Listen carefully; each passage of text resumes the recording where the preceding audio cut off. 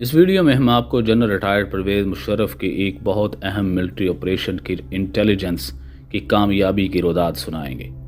جب جنرل مشرف نے 1999 میں کارگل کی جنگ شروع کی۔ انڈین فوج کے ایک سابق اعلیٰ ترین کمانڈر نے کہا کہ سن 1999 میں پاکستانی فوج کی طرف سے کارگل کی علاقے میں در اندازی، ملٹری انٹیلیجنس اور دوسرے خفیہ اداروں کی ایک بہت بڑی ناکامی تھی۔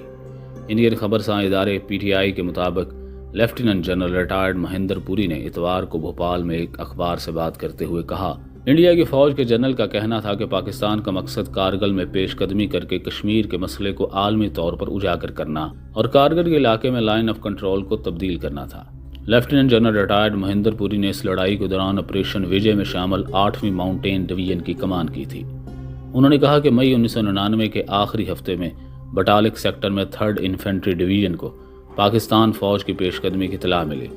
انہوں نے اس مارکے کو یاد کرتے ہوئے کہا کہ بعد میں اس بات کی تصدیق ہو گئی کہ پاکستانی فوج نے ایک وسیع علاقے میں پیش قدمی کی ہے۔ انہوں نے کہا کہ اس پیش قدمی کا دفاع مقصد سری نگر سے لیا جانے والی سڑک کو بلاک کرنا تھا تاکہ سیاچن کا زمینی راستہ منقطع کیا جا سکے۔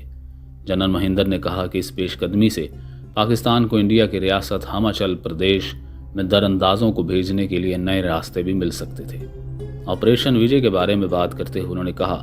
کہ انہیں سب سے پہلے دراس مشکوک سیکٹر میں